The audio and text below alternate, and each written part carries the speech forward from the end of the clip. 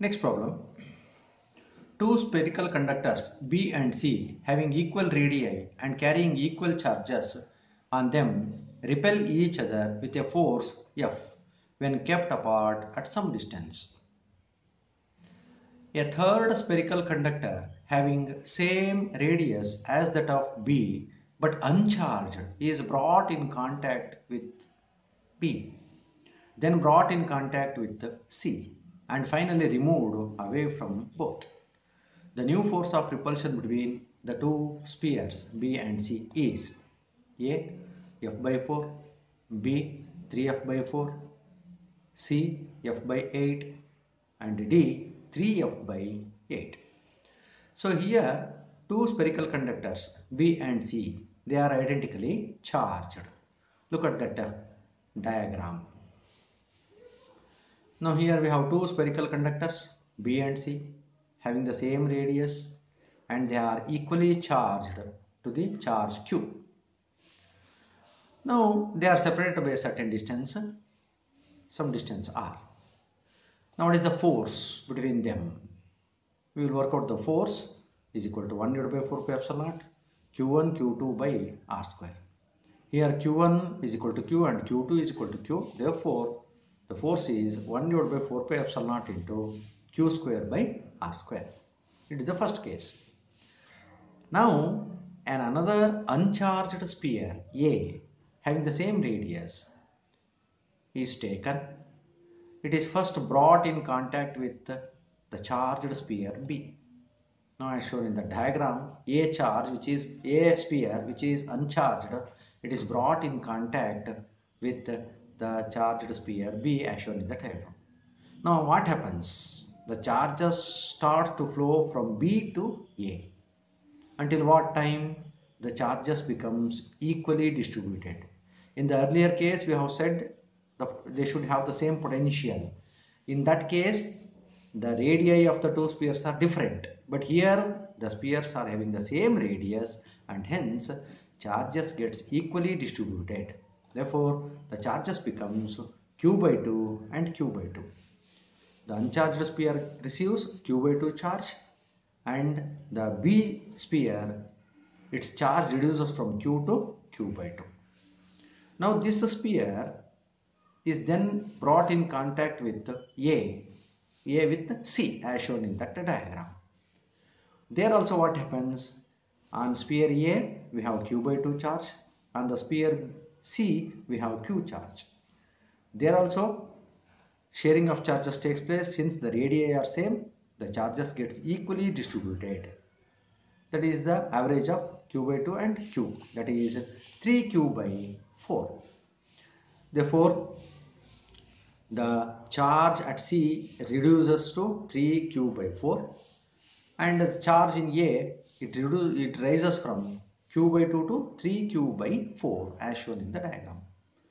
Now this sphere A is removed. Okay. Now we have to calculate what is the force of repulsion between the two spheres. Now B sphere is having a charge Q by 2 and the C sphere is having a charge 3Q by 4. Once again, what is the new force between them? 4 pi epsilon naught Q1 Q2, substituting the value of Q1 Q2 Q by 2 into 3Q by 4, it is 3 by 8 into 1 divided by 4 pi epsilon naught Q square by R square. 1 square by R square is what? It is nothing but it is that is before the metal sphere A is brought in contact with both B and C. Okay. So therefore the new force F dash is equal to 3 by 8 times the initial force F, and hence the answer becomes D. D is the answer here. Like this we are going to solve the problems. Next problem.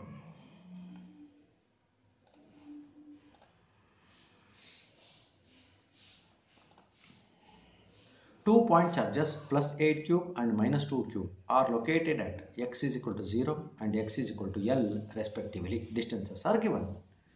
The location of point on the x-axis at which the net field, electric field due to these 2 point charges is 0 is A 8L, B 4L, C 2L and D L by 2. So here 2 unlike charges are given. That is, one is plus Q, plus 8 cube, and another one is minus 2 Q charge. They are not similar charges. One is positive, therefore another one is negative. So obviously here one point you should remember, that point at which electric field is 0, it should not be between the 2 charges, because one is positive charge and another one is negative charge. If you take any point along the line joining the 2 charges, the electric field becomes in the same direction, because those 2 charges are opposite kind of charges. If the 2 charges are same kind of charges, then the electric field must be 0 within any some point between the 2 charges. So you should remember that concept. Then therefore the point should be outside the system of 2 charges. At what side we are going to take? So one is plus 8, another one is minus 2. So 8 is having more magnitude, therefore we are not supposed to take the point towards the positive charge. We are supposed to take the point towards the negative charge. Now let me explain it with the help of a diagram. Now we have a positive charge plus Q plus 8Q on the left side and minus 2Q on the right side. They are separated by a certain distance L as given. And we will consider some point towards the negative charge, because its magnitude is lesser, therefore we will take that point on that side. It is at a distance of some x distance from the positive charge 8Q charge as shown in the diagram. If it is at a x distance, what is the distance of that point from the negative charge? It obviously becomes x minus L. Now at the point E, at the point, if I call it as P, the electric field should be balanced. Field due to the positive charge should be is equal to the field due to the negative charge. Therefore E1 should be is equal to E2. Therefore E1 is 1 divided by 4 pi epsilon naught Q by x square, Q1 by x square is equal to 1 divided by 4 pi epsilon naught Q2 divided by x minus L whole square. Q1 value given 8Q, Q2 value is given, it is 2Q. Now substituting 8Q divided by x square is equal to 2Q divided by x minus L whole square. Here 1 divided by 4 pi epsilon naught, 1 by 4 pi epsilon naught get cancels. Now here QQ get cancels, 2 1s are 2 4s are it get cancels, therefore we are left with 4 divided by x square, that is equal to 1 divided by x minus L whole square. Taking the square root and taking the reciprocal, we are going to get taking the square root first. 2 divided by x is equal to 1 divided by x minus L. Now take the reciprocal. X by 2 is equal to x minus L. Now simplifying this one, x by 2 is equal to L, therefore x is equal to 2L. That means at a distance of 2L from the positive charge, the field is 0. Like this we are going to solve the problems. Therefore answer is C is the right answer. Move on to the next problem.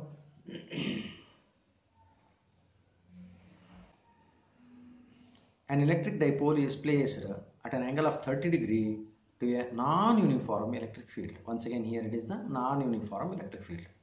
The dipole will experience A. Torque only, B. the translational force only in the direction of the field, C.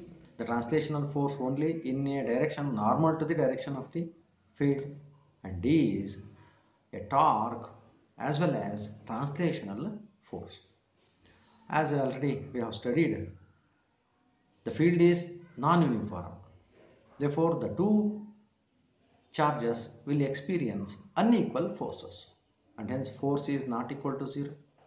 Force exists and these 2 forces are acting at different points. The point of action is not same. Therefore,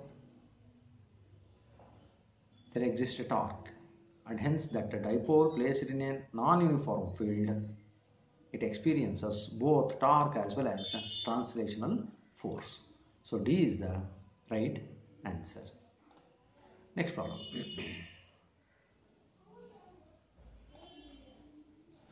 A thin spherical shell of radius r has charge capital Q spread over its surface.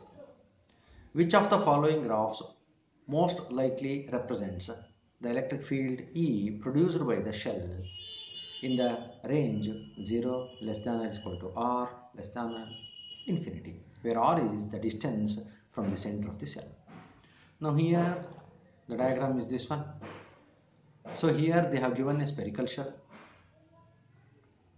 Due to that spherical shell, what is the expression for the electric field outside, on its surface and inside, the three cases that we have studied? We know that inside the spherical shell it is not going to enclose any charge, therefore the field is 0. At the surface, small r becomes capital R, therefore the electric field is maximum. As we move away from the spherical shell, electric field is inversely proportional to r square, so therefore the electric field goes on decreases. So that means from center O to the distance r, the electric field is 0. There is no electric field. At r, the electric field becomes maximum. Now in this A diagram, from O to R, the electric field is 0. At R, the electric field suddenly rises to maximum, and as we move away from the spherical shell, that electric field goes on decreases, and hence graph A represents the electric field. What does the second graph represents? Obviously, now here from O to R, some quantity is constant, then after that one it is going to decrease. Obviously this is the case of potential due to a spherical shell. Now obviously third graph, it is the electric field due to a solid conducting wire. So 0 to R means it is inside the conductor. So therefore answer is A. A is the answer. Next problem. The force between two charges 0.06 meter apart is 5 Newton. If each charge is moved towards each other by 0.01 meter, then the force between them will become A 7.20 Newton, B 11.25 Newton, C 22.50 Newton, and D 45 Newton. So obviously here they are separated by a distance of 0.06 meter. As the distance decreases, obviously force has to increase. Now we will work out with the separate case. In the first case, the distance is 0.06 meter and the force between them is 5 Newton. The charges are equal. Okay. Therefore, formula F is equal to K into Q1 Q2 by R square. Now 5 is equal to charges. 5 is equal to 9. Value of 1 K is 9 into 10 to the power of 9. K is equal to 1 divided by 4 pi epsilon naught. Its value is known. Q1 Q2 we don't know. We'll put it as it is there. And distance is 0.06 whole square. Now 0.06 can be written as 6 into 10 raised to minus 2. If I square that one, it becomes 36 into 10 raised to minus 4. Now after simplification, the product of Q1 Q2 is equal to 2 into 10 raised to minus 12 Coulomb square we are getting. Now in the second case, what happens? The distance of each charge, each charges are moved towards each other by a distance of 0.01.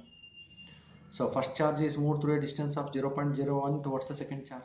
Similarly, second charge is moved towards the first charge through a distance of 0.01.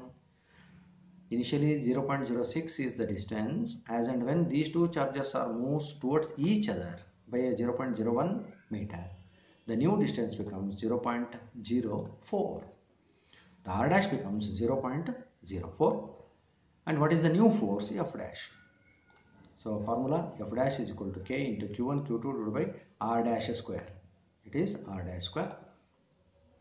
Substituting the values, 9 into 10 to the power of 9. We know the value of Q1 Q2, just we have calculated 2 into 10 to the power of minus 12. And new distance is 0.04 square. 0.04 it can be written as 4 into 10 to minus 2 whole square. Therefore it becomes 16 into 10 to minus 2. Now after simplification we will get F dash is equal to 11.25 Newton. Therefore B is the answer. 11.25 Newton. Next problem. A conducting sphere of radius 10 cm is charged with 10 microcoulomb. Another uncharged sphere of radius 20 cm is allowed to touch it for some time.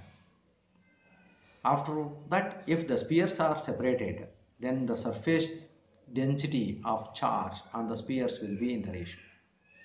So here we have a first sphere of radius 10 cm. Options. Let me study the options. A 1:4, B 1:3, C 1:2, D 1:1. So here a first sphere of radius 10 cm, it is charged. Another uncharged sphere of radius 20 cm is brought in contact. As we know, there is a sharing of charges takes place obviously until the two spheres attain the same potential. So with that concept, potential is constant, therefore charge directly proportional to the radius. From this formula, V is equal to 1/4 Q by R. Since V is constant, Q proportional to R, that we know. But what is the surface density of charge? Sigma is equal to Q by A. It is sigma is given by Q by A. Now A means it is pi R square. Q proportional to R, in the denominator R square. Therefore, sigma proportional to 1 by R. That means surface charge density is inversely proportional to radius of the sphere. Now taking for the two spheres, sigma 2 divided by sigma 1 is equal to R1 divided by R2. Now R1 is given 10 cm, R2 is given 20 cm. You need not convert it to meter because those two are getting cancelled. Therefore it is 1 by 2. The ratio of the surface charge densities is 1 by 2. Therefore C is the right answer here. Next problem.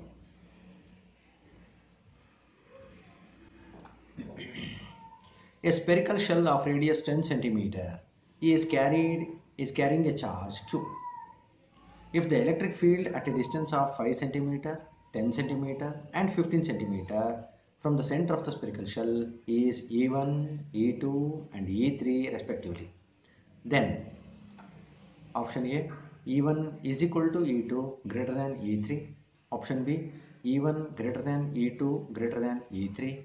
Option C, E1 is equal to 0, E2 greater than E3. Option D, E1 less than E2 less than E3. Now it is the case of a spherical shell. We have already studied. It is simply a theoretical part. Now consider a spherical shell having a certain radius. It is 10 cm given. Now they have given 3 points. One is at 5 cm, another one is at 10 cm, and the third one is at 15 cm. We know that inside the spherical shell, the field is always 0. Now 5 cm point is well inside the spherical shell, therefore the electric field inside it is 0. 10 cm point, second point, it is exactly on the surface of the spherical shell. Therefore, it is having a maximum electric field. On the surface of field E2 is maximum. And 15 cm is away from the spherical shell. As we move away from the spherical shell, the field goes on decreases because it is inversely proportional to R square. Therefore, E3 becomes lesser, decreases. Therefore, inside the field Inside the spherical shell, E1 is 0, and at the surface E2 is maximum, and we move away from the surface, E3 goes on decreases. Therefore, the third option, E1 is equal to 0, E2 greater than E3 is the correct answer. Next problem. 2 point charges A and B separated by a distance r attract each other with a force of 12 into 10 to the power of minus 3 Newton. The force between A and B when the charges on them are doubled and distance is halved. Option 1.92 Newton A, B 19.2 Newton, C 12 Newton, D 0.192 Newton. Here we have two charges A and B. They are separated by a distance r. Each are having a force of 12 into 10 to the power of minus 3 Newton. Now the charges are doubled and the distance is halved. That initially if you have a charge Q1, it becomes 2Q1. On the other point A, B, if you have a charge Q2 initially, it is doubled. That becomes 2Q. Initially the distance between them is, if I take it as r, in the second case it is r by 2. Okay. Now take the first case. Now r is equal to, small r is equal to capital R, and the force is given 12 into 10 to the power of minus 3. So F is equal to K into Q1 Q2 divided by r square. It is for the first case. For the second case, Q1 becomes 2Q1 doubled, and Q2 becomes 2 times Q2, and R becomes R by 2. What is the new force? If I write the formula for the second case, F dash is equal to K into 2Q1 into 2Q2 divided by R by 2 whole square. If I simplify that one, 2 into 2 is 4, R by 2 square is R square divided by 4, that goes to the numerator, it is 16K into Q1 Q2 divided by R square. Now 16 into F, therefore F dash is equal to 16 into F. Substitute the value of F, 16 into 12, 16 12 it is 192 into 10 raised to minus 3. If I remove this 10 raised to minus 3, then I will going to get 0.192 Newton. Therefore D is the right answer here. Next problem.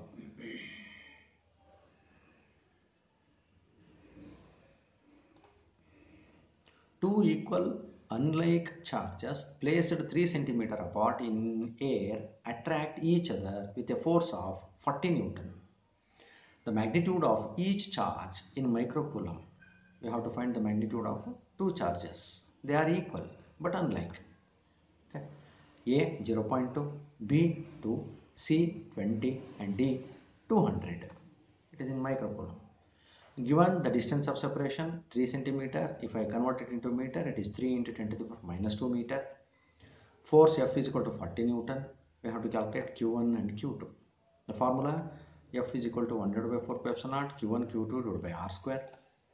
Now substituting the values, force is given 40 and value of 1 divided by 4 pi epsilon naught, it is 9 into 10 to the power of 9 into, since the charges are equal, let me take it as Q square divided by 3 into 10 to the power of minus 2 whole square.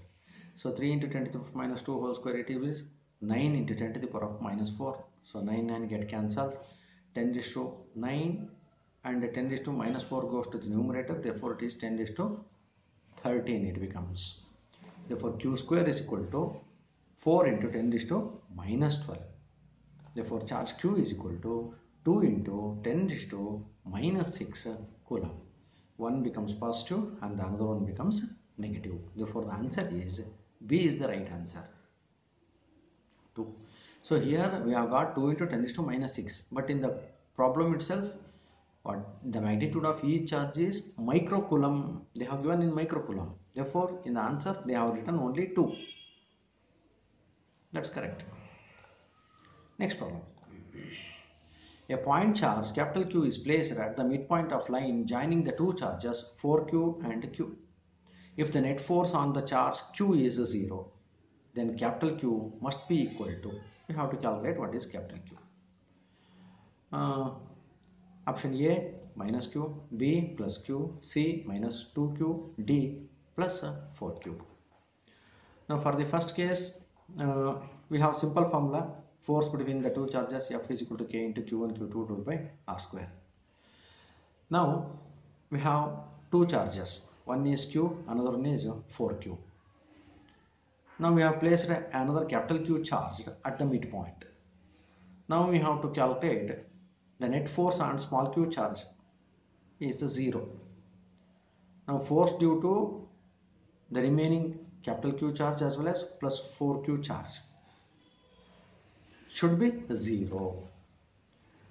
First case, the force between 4Q charge and Q charges with the distance r is given by K into 4Q into Q divided by R square, r it is equal to K into 4Q square by R square. You need not substitute for K because it gets cancels in the next step. Now we will consider the force between the capital Q charge and small q charge. They are separated by a distance r by 2 here. Okay, the force between capital Q and small q charges with the distance r by 2. Now once again use the formula same, F2 is equal to K into capital Q small q divided by r by 2 whole square. If you simplify, F2 becomes K into 4 capital Q small q divided by r square. Now sum of these two forces is 0. With that concept we are going to solve for capital Q. Now therefore F1 is equal to minus F2, K is equal to 4Q square divided by R square, that is equal to minus K into 4Q divided by R square. Now simplifying that one, so Q becomes minus capital Q is equal to minus small q. Therefore A is the right answer.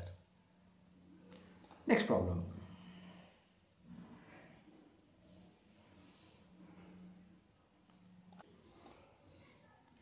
Two point charges plus 9 and plus 9E and E are at 16 centimeters away from each other.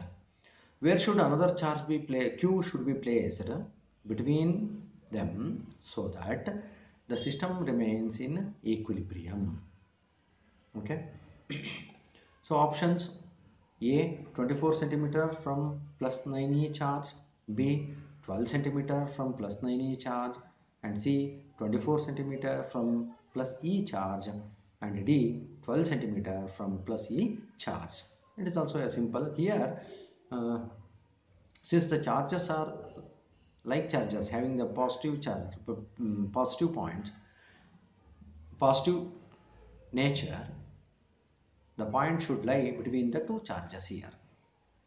Now let me calculate the force between the plus 9E charge and Q charge, which is placed at some point x distance. That is F1 is equal to K into 9EQ divided by x square. So here the small q charge is placed at a distance x from the plus 9E charge.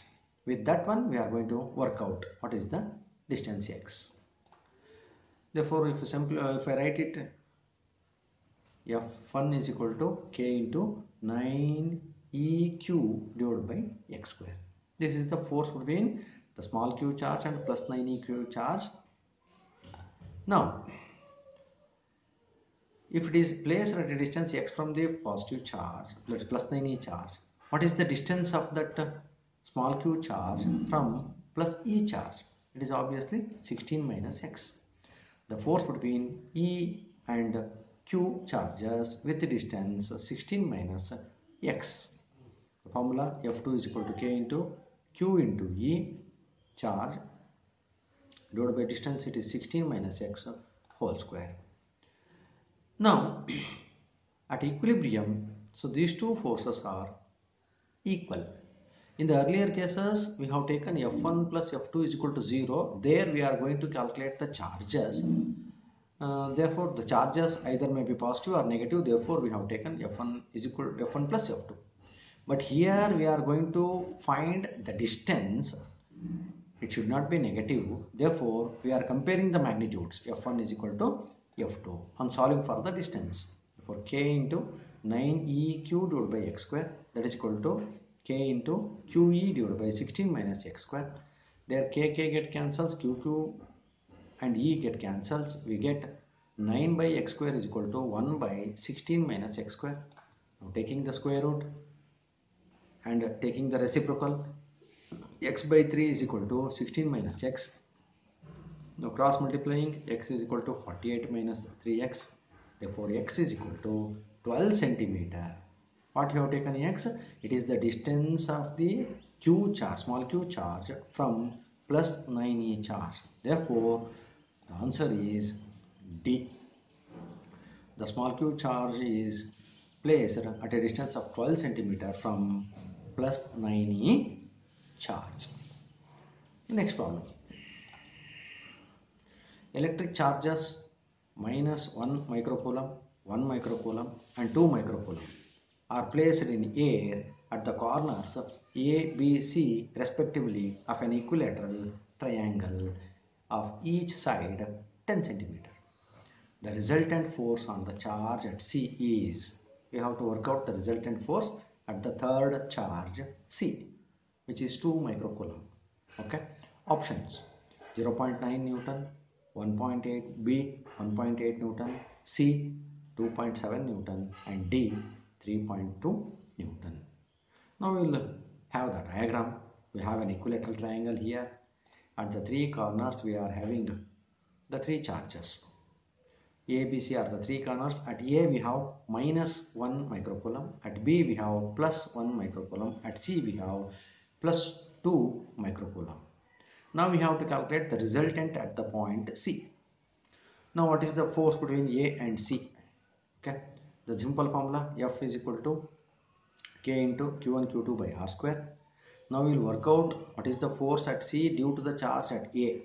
That is, since A is negative charge, C is positive charge, it is attractive. It is towards CA.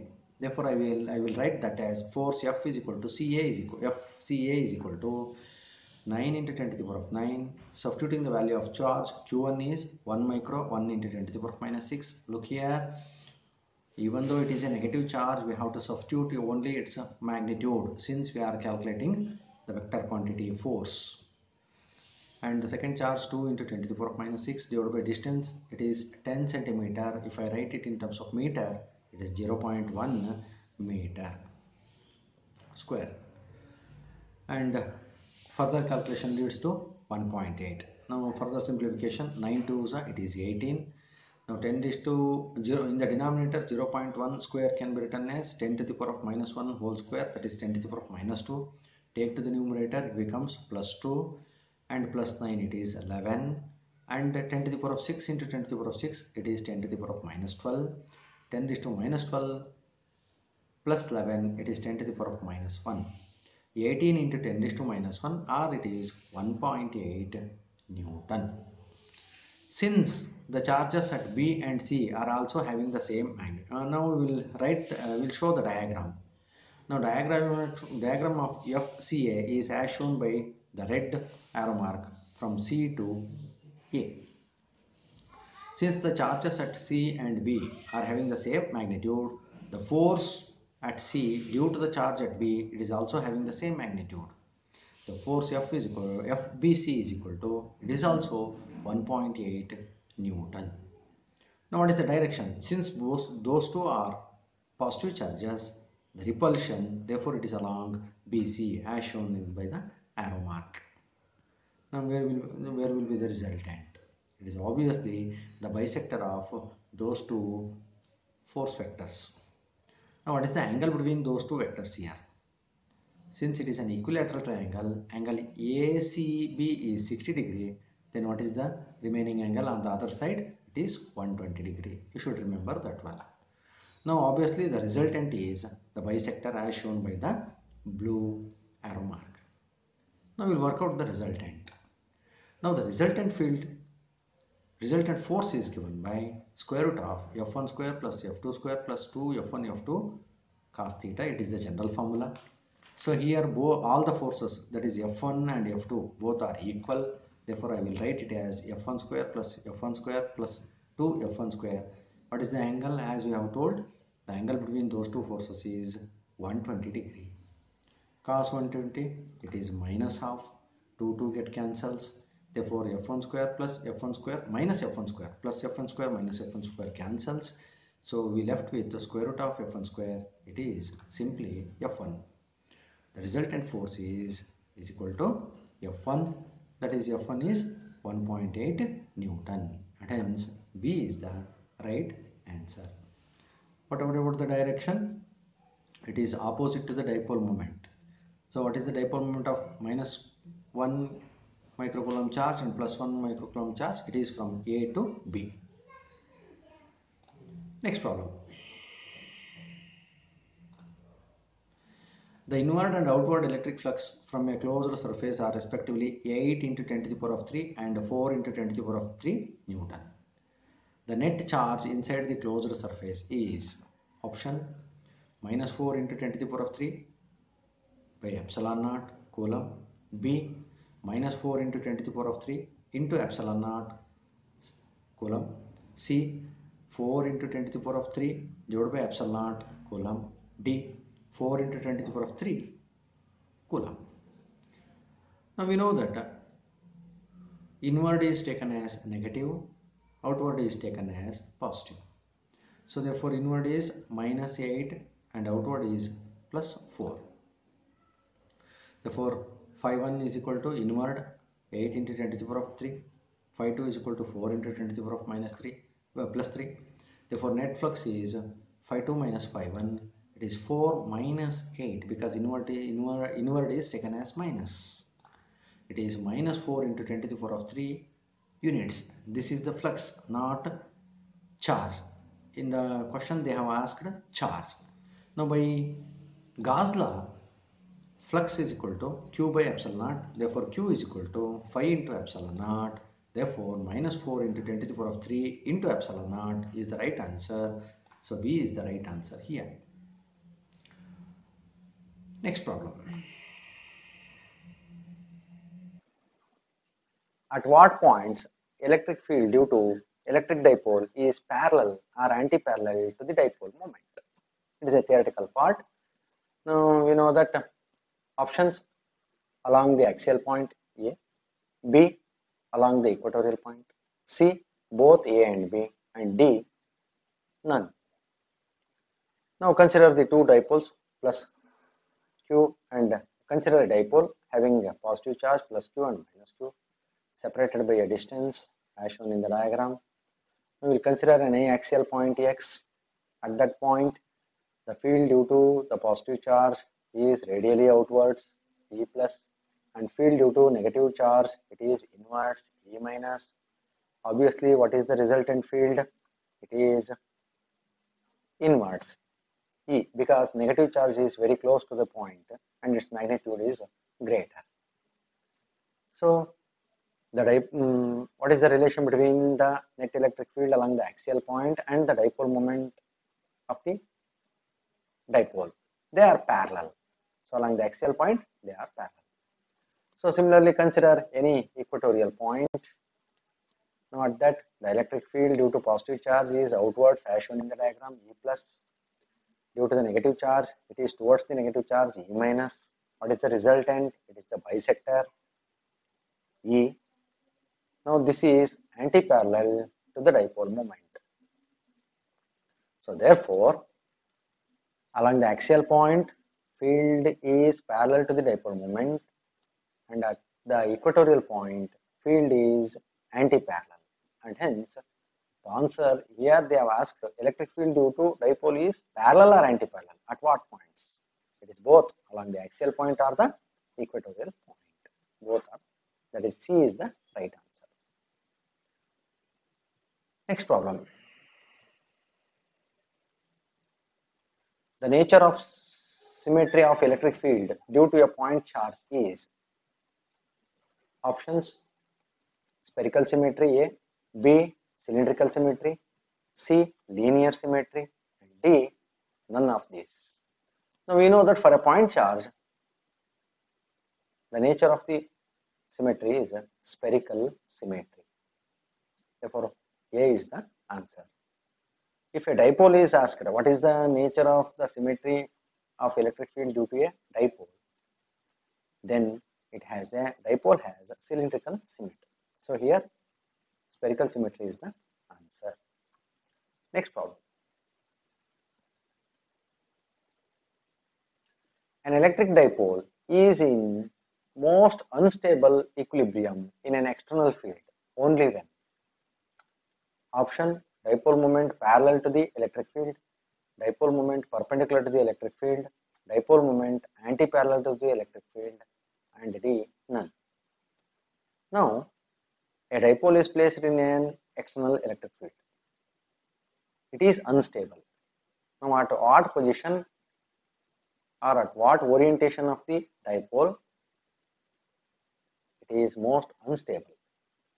Now, if it is parallel to the field direction, it is most stable. If it is perpendicular to the field direction, then it's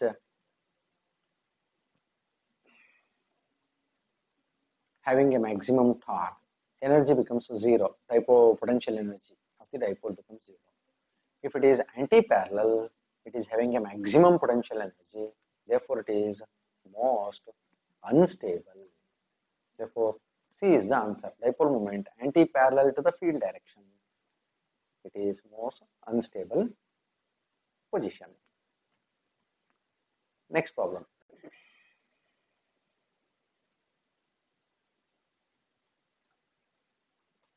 How does the force between 2 point charges change when immersed in water and separated by the same distance as in air? We have two charges. The medium between them is initially air. Now the options increases by a factor of dielectric constant, decreases by a factor of dielectric constant, remains the same, and D, it becomes 0. Now the first case, in air medium, we have 1 divided by 4 pi epsilon naught into Q1, Q2 divided by R square.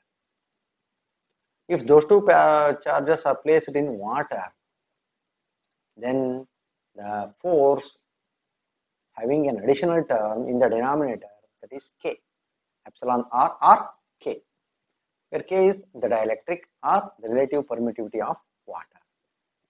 Therefore, the new force obviously decreases by a factor of K. Therefore, F dash is equal to F by K. Hence, the answer is B. The force decreases by a factor of K, that is the dielectric constant of the water. Next problem.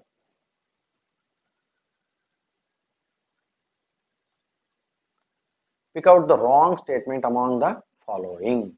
Here they have given some statements. A body has a charge of 0.8 into 10 to the power minus 19 coulomb. B, direction of dipole moment is from negative to positive charge. C, electric field lines never intersect. And D, SI unit of dipole moment is coulomb meter. Now, the second one, direction of dipole moment is from negative to positive charge. It is true. We know that one. Third one, electric field lines never intersect. That is true according to the property of the electric field lines. And SI unit of dipole moment, D, that is also correct, coulomb meter. A body has a charge of 0.8 into 10 to the power minus 19 coulomb. It is wrong because by the property of the charge gets quantized. Charges are quantized. That means the minimum charge should have is the charge of the electron, it is 1.6. Here we are having 0.8.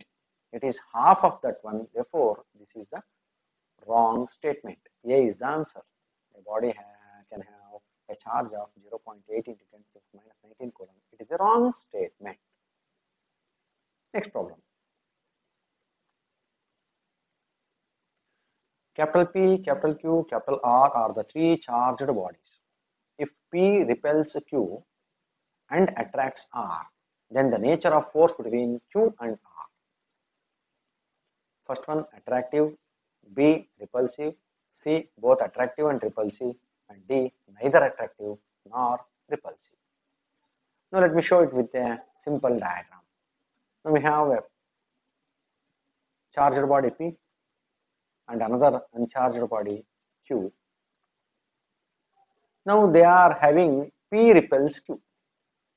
Since P and Q are charged, since they are repelling, they are having the same kind of charges. Let us assume that P is having also having positive charge, then Q is also having some positive charge. Therefore, there must be a repulsion. We have another charge R. The force between P and R is attractive. They have given it is attractive. Since we have taken P as positive, therefore obviously R should be having a negative charge. Now, what is the nature of force between Q and R? So Q is positive, R is negative. Therefore, obviously it is attractive in nature, and hence A is the right answer, attractive.